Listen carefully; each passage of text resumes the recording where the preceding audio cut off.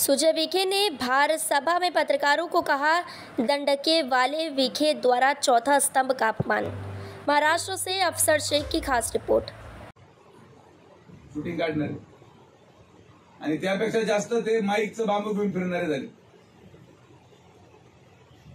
ती कोणत्या चॅनलचे कधी तर चॅनल 15 दिवसापूर्वी या नगर जिल्ह्याला माहित नव्हता, पण अचानक त्या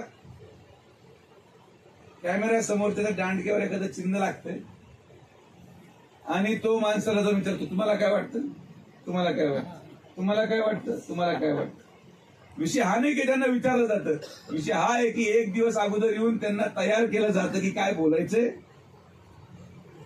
बरोबर तो व्यक्ती तिथं बसलेला असतो, बरोबर दांडका घेऊन तो माणूस तिथं जातो आणि हे सगळे जे मुलाखती घेणारे लोक आहेत त्यांचे चेहरे लक्षात ठेवा, हे परत 13 मे नंतर तुम्हाला कधीच आयुष्यभर दिसणार नाही, कारण की हे पत्रकारच नाहीये, कारण की हे पत्रकारच नाहीये। जसं समोरच्या आमच्या उमेदवारांकडे प्रत्येक गोष्ट भाड्याने आहे, तसे काही लोक हे दांडके घेऊन